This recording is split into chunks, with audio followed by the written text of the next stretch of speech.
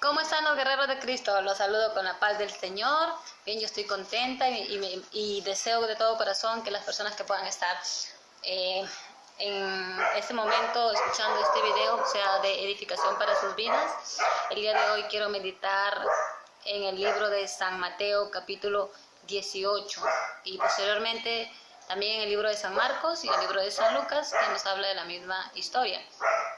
Pero antes de iniciar, quiero empezar esto orando, así que te invito a que me acompañes en esta oración. Amén. Amado Dios, te doy gracias, Padre Todopoderoso, Creador de los cielos, de la tierra, Santo de la gloria, de la honra y del poder. Padre, te pido que tomes control de este momento en el que voy a poder ministrar tu palabra. Señor, que estés tocando vidas, corazones, pensamientos de todo aquel que pueda llegar, Señor, este video. Que la gloria y la honra sea dada a ti siempre, Señor. Te pido, Padre bendito, que nos ayudes a aplicar esta palabra y que mientras se vaya desenvolviendo el tema, Señor, tú puedas edificar vidas. Te lo agradezco y te lo pido, Señor, en el nombre poderoso de Jesús. Amén y amén. Bien, como les decía, el día de hoy quiero meditar en el libro de San Mateo, capítulo 18, versículo 1 hasta el 5. Y luego vamos a ir al libro de San Lucas, capítulo 9, versículo 46, y el libro de San Marcos 9:33. Bien, voy a dar inicio con el libro de San Mateo, capítulo 18, versículo 1. Título de la palabra es ¿Quién es el mayor? La palabra de Dios se lee en el nombre del Padre, del Hijo y del Espíritu Santo. Dice: en aquel tiempo los discípulos vinieron a Jesús diciendo: ¿quién es el mayor en el reino de los cielos? Y llamando Jesús a un niño, lo puso en medio de ellos y dijo: de cierto os digo que si no os volvéis y os hacéis como niños, no entraréis en el reino de los cielos. Así que cualquiera que se humille como este niño, ese es el mayor en el reino de los cielos. Y cualquiera que reciba en mi nombre a un niño como este, a mí me recibe. Muy bien, vamos a darle lectura en el libro de San Marcos, capítulo 9, versículo 33. También se titula ¿Quién es el mayor? Y dice así, vamos a poner atención. Y llegó a Capernaum, refiriéndose a Cristo y a los discípulos, y cuando estuvo en casa les preguntó: ¿qué disputabais entre vosotros en el camino? Mas ellos callaron, porque en el camino habían disputado entre sí quién había de ser el mayor. Entonces él se sentó y llamó a los 12 y les dijo: si alguno quiere ser el primero, será el postrero de todos y el servidor de todos. Y tomó a un niño y lo puso en medio de ellos, y tomándole en sus brazos le dijo: el que reciba en mi nombre a un niño como este, me recibe a mí. Y el que a mí me recibe, no me recibe a mí, sino al que me envió.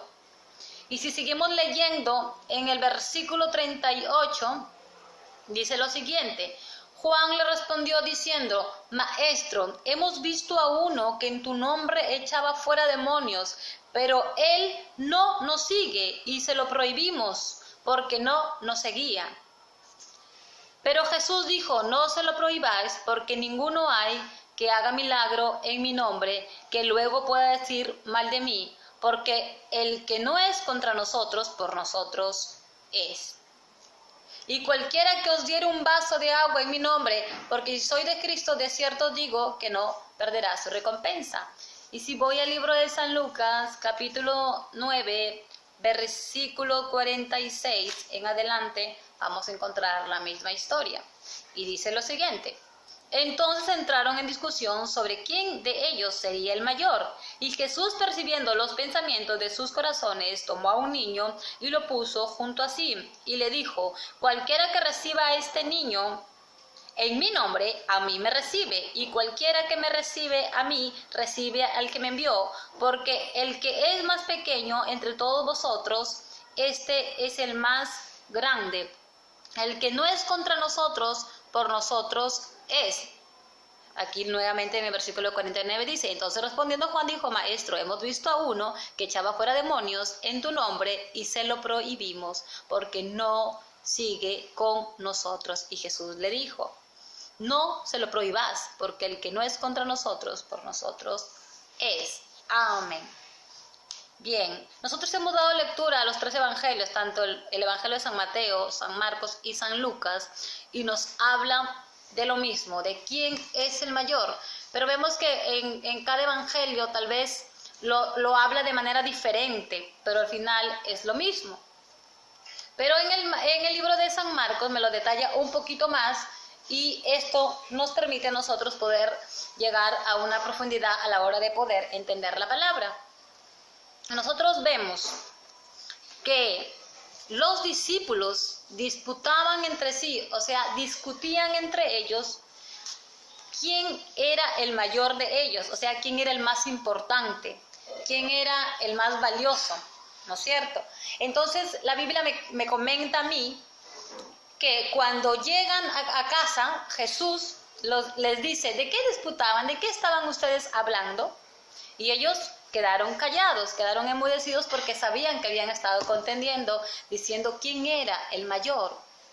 Pero ahora yo me hago la pregunta, y me imagino que también ustedes se pueden hacer esta pregunta, ¿por qué es que entra este tema de conversación entre ellos y esta disputa entre ellos de quién era el mayor? ¿Qué los llevó a esa conversación? Sabemos que todo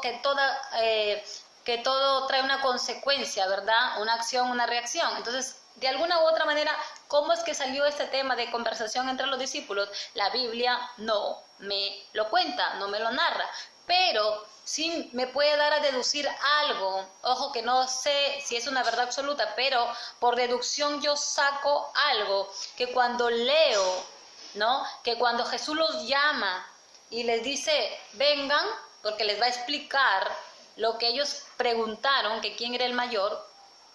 Hay una parte donde Juan le dice, Señor, vimos a un hombre que en tu nombre echaba fuera demonios, que en tu nombre echaba demonios, expulsaba demonios de los cuerpos, por lo tanto se lo prohibimos, ¿verdad? Y Jesús le dice, pues, que no se lo impidáis, porque el que no es contra ellos, pues, está con ellos. Entonces, a mí me hace entender esto, me hace deducir que posiblemente cuando ellos estaban con Jesús, por las calles, acompañándolo a él en su ministerio, haciendo señales y prodigios, mientras Jesús hablaba de que moriría y resucitaría el tercer día, ellos empezaron a disputar quién era el mayor.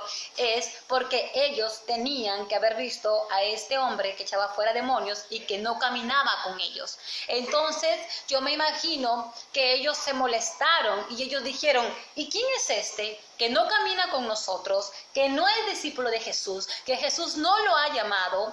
¿Qué hace él echando demonios en nombre de Cristo, en nombre de Jesús? Entonces, ahí es como creo yo que entró la conversación entre ellos y empezaron a disputar.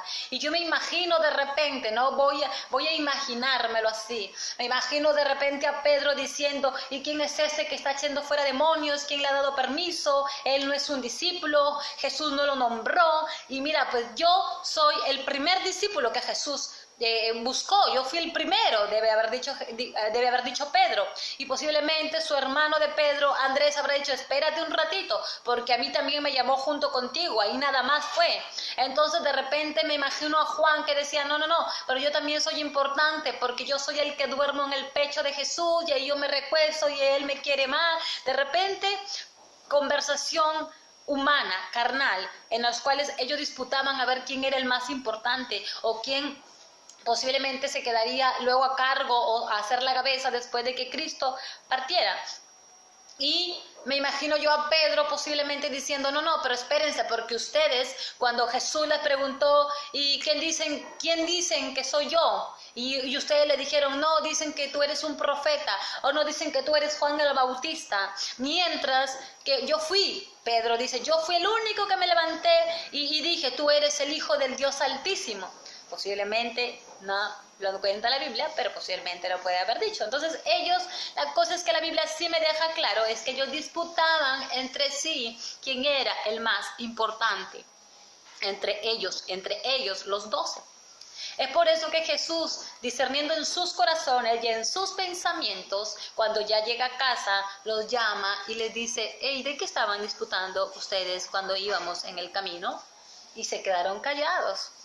Entonces Jesús los llama a los 12 y les dice lo siguiente, no lo que ellos esperaban escuchar, porque posiblemente ellos esperaban escuchar que Jesús les dijera: Pedro, tú eres el mayor porque yo a ti te elegí primero. O posiblemente: Juan, tú porque eres el más cariñoso. O posiblemente ellos estaban viendo que Jesús le respondiera a esto. Pero Jesús no le responde lo que ellos quisieron escuchar, sino que tomando a un niño pequeño, lo tomó entre sus brazos, lo puso a su lado y empezó a decirle: cualquiera que no se haga como este niño, no entrará a los reinos de los cielos. Y no está refiriéndose que se vuelva pequeño de estatura, ni que vuelva a meterse en el vientre de su madre y nazca de nuevo. No se refiere a eso. Nosotros encontramos un versículo que dice que cuando nosotros venimos a Cristo, nueva criatura somos, y he aquí todas las cosas viejas pasaron y aquí todas son hechas nuevas. ¿No es cierto? Pero no se refiere a que vas a entrar al vientre de tu madre para nuevamente nacer, sino que nacemos nuevamente en Cristo Jesús. Entonces, dando referencia o asemejando o comparando que tenemos que hacernos como un niño, puesto que nosotros sabemos que un niño cuando muere, automáticamente este niño parte al cielo, su espíritu va al cielo. Nosotros sabemos que un niño de 2 años, de 3 años, es inocente, no tiene malicia. Un niño a esa edad no conoce entre lo bueno y lo malo.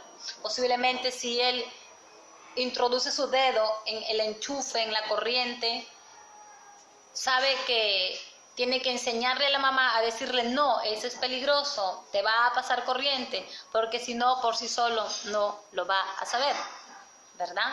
Entonces, característica de un niño, que no solo cuando muere su presencia automáticamente su espíritu va a la presencia de Dios, sino que también es inocente, sino que también es humilde, y sobre todo, y más importante, es que este niño es dependiente. Un niño de 2, 3 años es totalmente dependiente a los padres.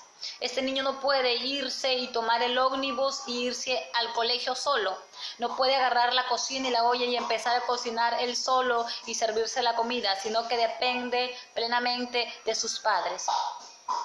Igualmente quiere Dios con nosotros, que nosotros podamos depender plenamente de Él, que nosotros podamos tomar decisiones en la voluntad de Dios, que nosotros podamos movernos dirigidos por la palabra de Dios.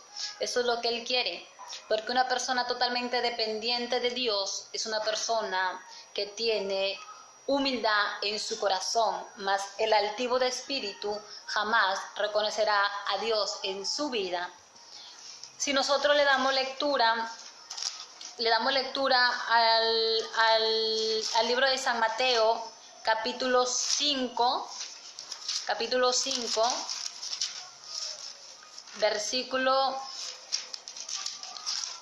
vamos pasando, versículo 1 y el 2, vamos leyendo, nos habla del sermón del monte y las bienaventuranzas.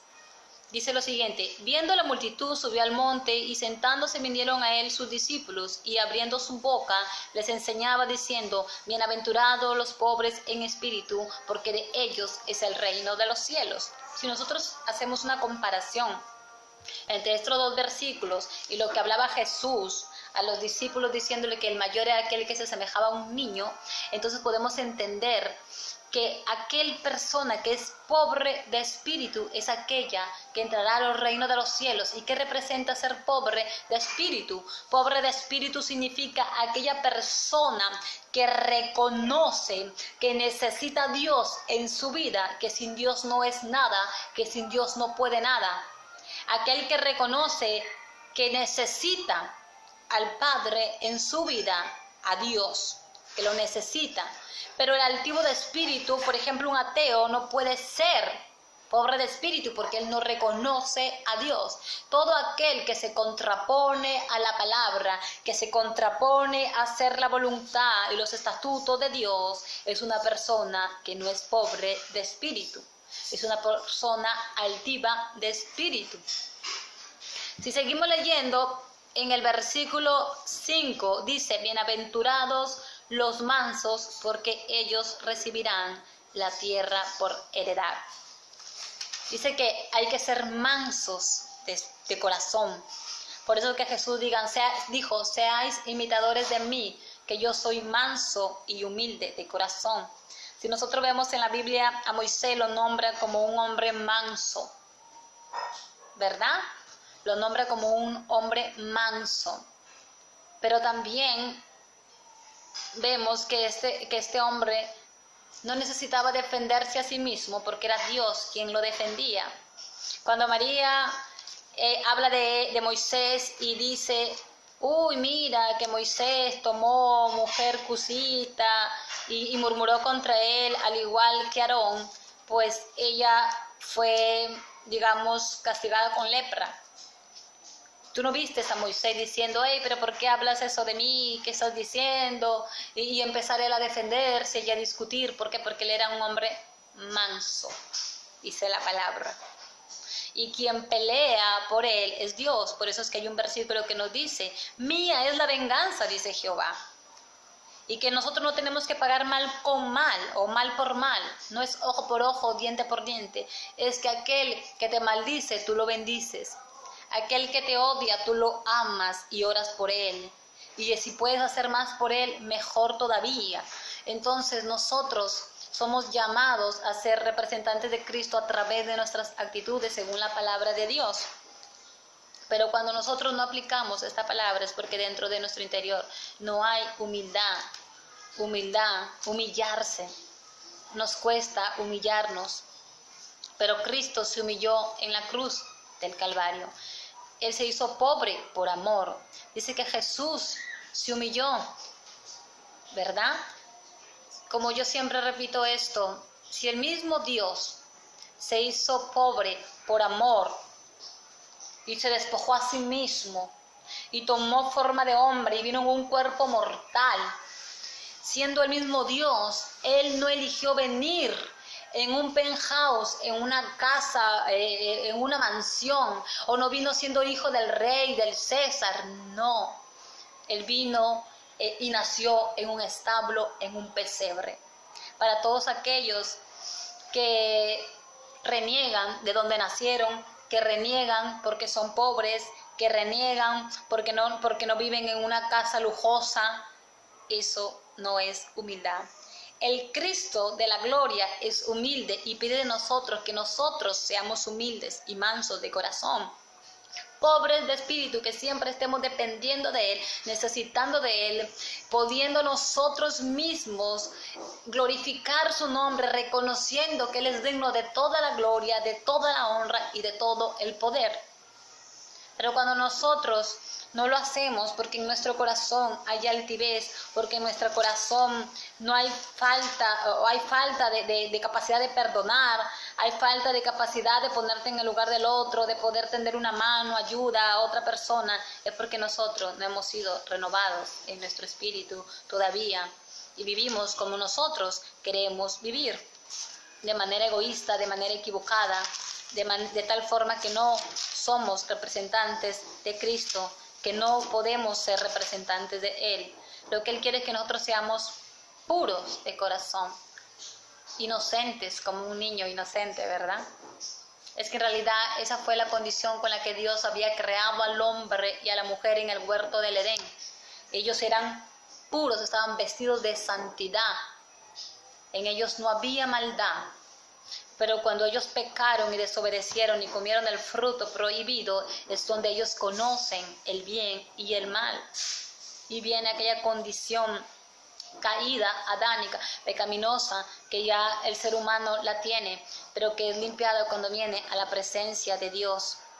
Cuando venimos a los pies de Cristo, de aquel que nos ama y dio su vida por nosotros. Aquí en el versículo 4 del capítulo 18 de San Mateo dice: así que cualquiera que se humille como este niño es el mayor en el reino de los cielos, y cualquiera que reciba mi nombre a un niño como este, a mí me recibe. ¿No es cierto? Nosotros vemos que la niñez mayormente es marcada por muchas personas,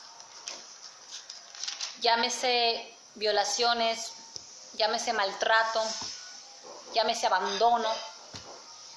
La palabra dice que cualquiera que le hiciera algo a uno de sus pequeñitos, refiriéndose a la niñez, pero también refiriéndose a sus hijos, es mejor que se ate una piedra de molino en el cuello y que se tire al fondo del mar, porque el Señor ama a los niños y Él está en contra del abuso, en contra del maltrato a la niñez, porque sabemos que desde la niñez Satanás marca las vidas para luego desviarlas del propósito y del camino que Dios tiene con ellos, que Dios tiene con cada uno de nosotros. Con cada uno de nosotros somos nosotros importantes para Jesús, y son importantes los niños, son importantes la vida de cada niño, de poderle difundir la palabra a un pequeñito. Muchas veces se toca la puerta cuando se va a evangelizar, ¿no? Y te sale un niño y te dice: llámame a tu mamá o llámame a tu papá, pero no le predicas a ese niño porque no le tomas la importancia de vida que Dios sí toma en ellos. Y entonces si el niño te dice: no, mi mamá está ocupada, entonces ya está bien, venimos otros días, cuando van a hacer evangelismo casa por casa, y se van y no le predican a ese niño que también es importante para Dios. No le hablaron de la palabra porque no lo tomamos en cuenta. Porque no lo tomamos en cuenta. Si nosotros vemos en el versículo 35 del libro de San Marcos, capítulo 9, que hemos estado meditando, en el versículo 35 dice que Él los llamó a los 12 y le dijo: si alguno quiere ser el primero, será el postrero de todos.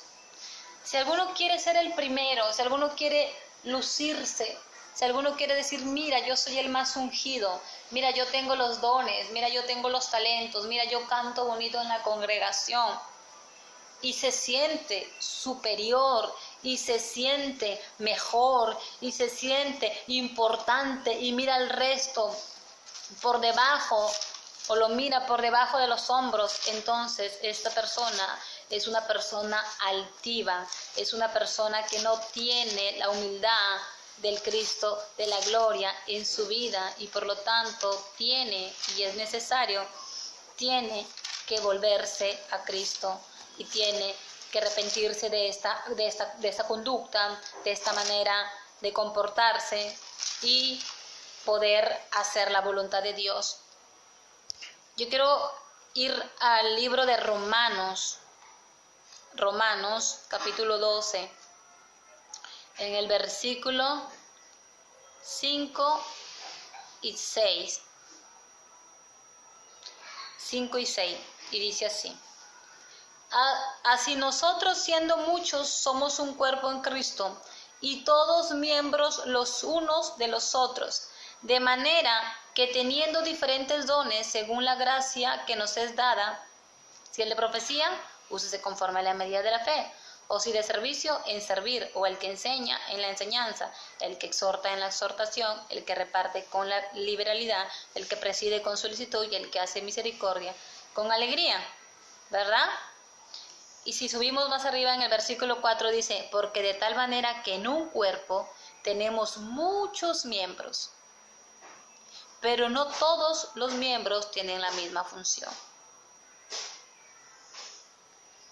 Cada quien es un complemento del otro, ¿verdad?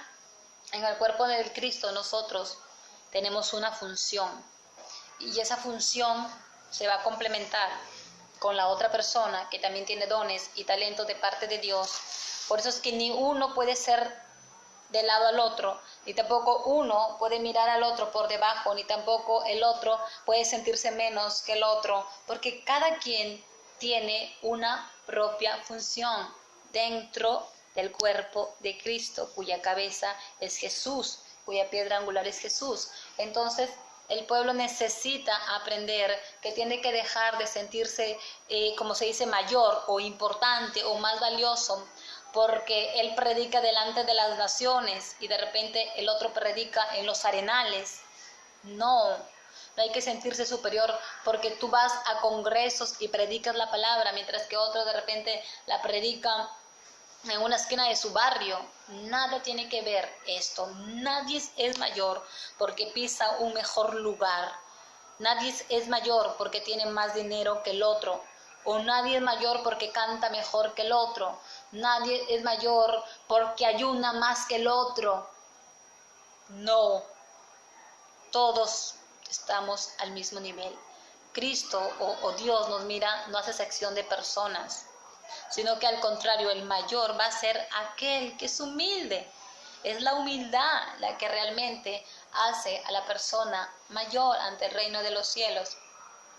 Y la humildad es poder, aunque yo tenga todos los dones, aunque yo tenga todo el talento, aunque yo tenga la capacidad de hablar en público, aunque yo imponga las manos y sane, aunque yo le diga, yo envíe una orden y diga caiga fuego del cielo, y todos, wow, se sorprendan, eso no me hace mayor en el reino de los cielos, sino es que yo sea una persona humilde, y que lo que haga lo reconozca y sepa que es el Dios de la gloria el que lo hace, el Espíritu Santo el que lo hace, y no yo. Es aquel que mira a su hermano con amor y con misericordia y que lo ama de la misma manera, que se goza cuando este hermano crece espiritualmente, que se goza cuando este hermano es usado por Dios grandemente. Se mueve mucho en las iglesias el celo, la envidia, que si alguien es levantado, la persona que está en la banca le da envidia, le da celos. O los mismos pastores, cuando ven que las ovejas tienen un llamado, digamos, mucho más grande, o de evangelista, o de ir a las naciones, ellos se sienten incómodos, se sienten con celos. Esto tenemos que nosotros soltarlo, porque realmente estamos siendo transgresores de la palabra. Y no nos engañemos, porque es claro Jesús cuando dice que el que recibirá el reino de los cielos es aquel que es de corazón puro, que es aquel que es pobre de espíritu. Si tú, yo y todos los que estamos en este momento escuchando este video, reconocemos que no somos humildes, reconocemos que cuando queremos salir a lucirnos delante del púlpito o queremos nosotros imponer nuestros talentos, nuestros dones para que nos vean, para que nos miren o sacar beneficio de ellos económicamente, entonces hay que darnos cuenta que nosotros somos altivos de espíritu y que necesitamos nacer de nuevo y que necesitamos aplicar la palabra de Dios. Estamos todavía a tiempo, mientras hay aliento de vida hay esperanza, pero para eso tenemos que arrepentirnos y realmente venir a Dios y decirle, Señor, mira, ¿sabes qué? Esto me pasa, yo no soy humilde, yo me quiero lucir, yo quiero ser importante, yo quiero que me miren como el más ungido, yo quiero que me miren como el mejor predicador, yo quiero que me miren como el mejor evangelista, yo quiero que me miren como la mejor intercesora, yo quiero que me miren como la que más ayuna y menosprecio al que no lo hace y siempre estoy en esa posición de crítica ante mis hermanos. Entonces, Señor, yo no tengo humildad de espíritu. Si yo me siento más porque yo, digamos, voy a todas las reuniones en la iglesia, o porque yo voy y oro 4 horas, 5 horas, y me leo toda la Biblia, y el Señor me revela palabra, y yo me siento superior, y cuando veo que un hermano no va a la iglesia, que cuando un hermano no es de orar, entonces yo lo menosprecio, o me enojo, o me molesto, eso quiere decir que yo no soy humilde de espíritu, porque yo estoy enojándome, estoy yo mirando a aquella persona como menos que yo, porque la estoy comparando conmigo. Cuando tú estés comparando a alguien contigo o tú te estás comparando con alguien más, es porque tú no eres humilde de corazón, sino que siempre estás tratando de intentar sobresalir y ser observado y mirado. Y dice la palabra que aquel que se exalte será humillado y aquel que se humille será exaltado. No necesitas hacerte notar, porque déjame decirte que Dios es el que te va a recompensar en público cuando tú te humillas en tu hogar, en tu casa, y dice, te encierras con el Padre y le oras y le clamas y le pides. No necesitas que si ayunaste decirle a todo el mundo estoy en ayuno, ayuné, sino que te dice la palabra, si estás en ayuno lávate el rostro y muestra que estás alegre y que nadie se entere que estás ayunando incluso. Eso es cuando hay humildad. Pero cuando no hay humildad, quieres que todo el mundo sepa que estás en ayuno, quieres que todo el mundo sepa que oraste por la hermanita y quieres que todo el mundo se entere. Si fuera que tu corazón esté limpio y quieres por darle la gloria a Dios, amén por eso. Pero si es porque tú quieres que se hable de ti, que se diga de ti, entonces ya desde ahí estamos equivocados, estamos nosotros haciendo las cosas a lo contrario. Recuerden que el reino de Dios está cerca y sobre todo recuerden que la palabra de Dios o el reino de los cielos funciona a la inversa, no es como nosotros creemos. Para el mundo dicen que mayor es el jefe, mayor es el gerente en una empresa, mayor es el que tiene dinero, mayor es el que habla bonito, mayor es el más guapo o la más bonita, y así siempre están comparándose y creyendo más importante al que brilla de esta forma. Pero para Dios el que brille va a ser aquel que se humilla delante de su presencia, que delante de las personas es humilde, pero que en el mundo espiritual, óyeme bien, en el mundo espiritual, hablando con la guerra de espíritus y demonios, él sabe lo que es, él sabe que es hijo de Dios, él sabe que tiene autoridad, él sabe que tiene, como se dice, la armadura puesta, él sabe que su boca tiene poder cuando nombra el nombre de Cristo. En el mundo espiritual él no se amedranta, él no se hace sentir el pobrecito, no, es más bien en el mundo espiritual que tienen que mostrarle que ellos son real sacerdocio, nación santa, pueblo adquirido, que son luz del mundo, que son sal de la tierra, pero ante el ser humano y ante Dios siempre con humildad. Eso es lo importante. Entonces espero que esta palabra, que sea corta, pero que haya sido de enseñanza, que haya podido, como se dice, tocar sus corazones. A mí me ministró en realidad esta palabra porque pude entender que me falta bastante lo que es la humildad, que a veces uno se defiende cuando sientes que alguien te está atacando y sientes que no es justo y te tratas de defender tú mismo, cuando el Señor te dice pues que suya es la venganza y que simplemente nosotros tenemos que bendecir, ¿no es cierto? Que nosotros tenemos que ser más bien representantes de Él y que a través de nuestra vida podamos reflejar lo que representa a Cristo. En realidad ahora entiendo cuando hay un versículo que dice que si alguno te hace llevar 1 milla de carga, tú llévale 2, ¿no es cierto? Y tú dices, ¿pero por qué? O el que te da una bofetada en la mejilla te dice, tú dale la derecha, ¿verdad? Entonces, ¿qué quiere decir esto? Que poder mostrar la humildad es humillarse de esa forma. Es decir, yo no me voy a defender. Mira, se levantaron contra mí mis enemigos, hablan de mí mentiras, dicen que yo soy esto. Pero tú eres capaz de decir, Jehová pelea la batalla por mí, que yo bendeciré a esta persona, que yo le diré, Cristo te ama, que yo le llevaré y de repente aún así le predicaré, o de repente le llevaré alguna cosa en medio de su necesidad económica, pero yo te mostraré a ti que yo lo amo y que yo soy humilde. Muchos en la práctica les cuesta aplicar esta palabra. A muchos de nosotros nos cuesta aplicar esta palabra. Un día el Señor me mostraba a través de algo que había pasado, que a veces uno se enoja porque hablaron de ti o porque no fueron justos contigo. Y uno dice, bueno, habla con la persona y se pide perdón, y eso es bueno, ¿no? Y se pide perdón, pero siempre queda como algo, como que ya no te miran bien, o tú ya tampoco la miras bien, o ya evitas, o ya no tienes la misma cercanía o la misma afinidad que tenías antes.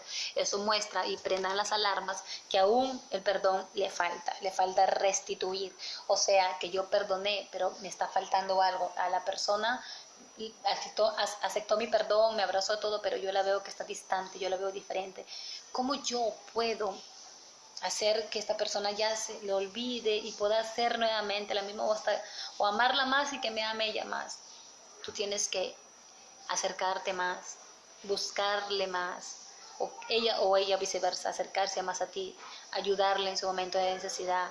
O sea, muestra el amor de Cristo, pasa por encima de tus sentimientos, pasa por encima de tus emociones, de lo que tú sientes, del enojo, o de que de repente no es justo, o mira, dijeron esto de mí, mira, pasa por encima de esto, que tenlo por seguro, que es así como darás fruto a través del amor y de la humildad, de esta manera. Yo te exhorto, y es más, te invito a que lo hagas, y lo voy a poner en práctica yo también, y espero que me cuentes de repente con comentarios abajo cómo te fue cuando empezaste a aplicar esta palabra, cuando empezaste a decir, bueno, yo no me voy a defender cuando alguien me haga la guerra, yo lo voy a bendecir y voy a tratar de ver cuál es su necesidad y ayudarle en esa necesidad. Te voy a lanzar un ejemplo. Supongamos que aquí haya una persona que el esposo se le fue y la abandonó y le dejó por otra mujer. Y yo me imagino que de repente tú puedes ser cristiano o tal vez no, pero buscas de Dios, oras y has perdonado, dices tú. Pero ¿qué te parece si te humillas y haces lo siguiente? Yo te reto a esto, a que tú vayas donde aquella mujer que te quitó a tu esposo, cuando te abra la puerta, tú la abraces y le digas, Cristo te ama, te trae una palabra de Dios para tu vida. Y empezarle a predicar, y empezarle a hablar con amor. Y esta mujer diga, pero ¿qué está pasando? Yo le quité el esposo y ella me viene a predicar de Cristo. Yo le quité el esposo y ella viene y me habla con amor y me da un abrazo. Eso es humillarse para que Cristo sea exaltado. Y me respondes y me dices cómo te fue. Me dices qué pasó en el mundo espiritual. ¿Qué le pasó a aquella mujer? ¿O qué pasó en tu vida? Que hubo un cambio en tu interior. Pongámoslo en práctica. De repente ese no es tu caso, no es el caso del esposo que te abandonó y fuiste a la mujer a hablarle de Cristo. De repente, supongamos que sea la amiga o el amigo que te traicionó.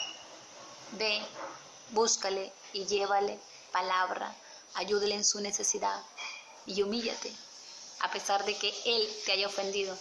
Y me cuentas luego qué pasó en el mundo espiritual, qué produjiste, porque nosotros tenemos que movernos. Cuando nosotros nos movemos, producimos un de repente de Dios, un de repente que transforma vidas, que cambia la historia de alguien y la nuestra.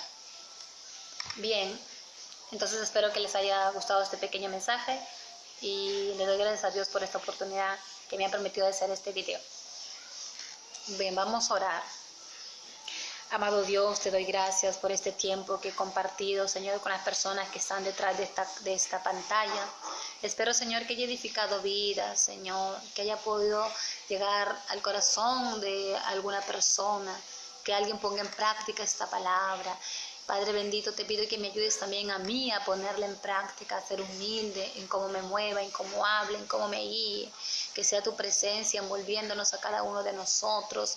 Oh Padre amado, te pedimos, Señor, que liberte los corazones que de repente están resentidos en este momento, los corazones que de repente en este momento están enojados y que no pueden soltar la altivez. Padre, en esta hora se ha cancelado en el nombre de Jesús, y que venga sobre ellos el deseo y la voluntad de ser humildes, de buscar tu presencia y de ayudar a los otros, de a su enemigo, darle la mano y bendecirlo en tu nombre. Señor, yo te agradezco por este tiempo maravilloso.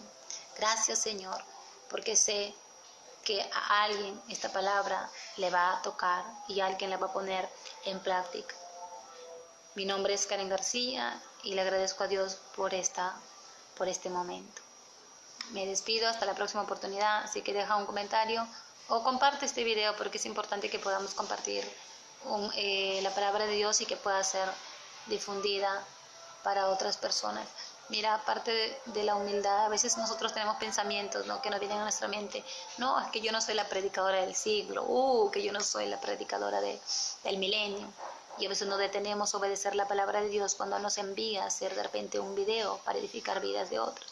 Pues yo lo estoy haciendo porque a mí Dios me dijo que lo haga.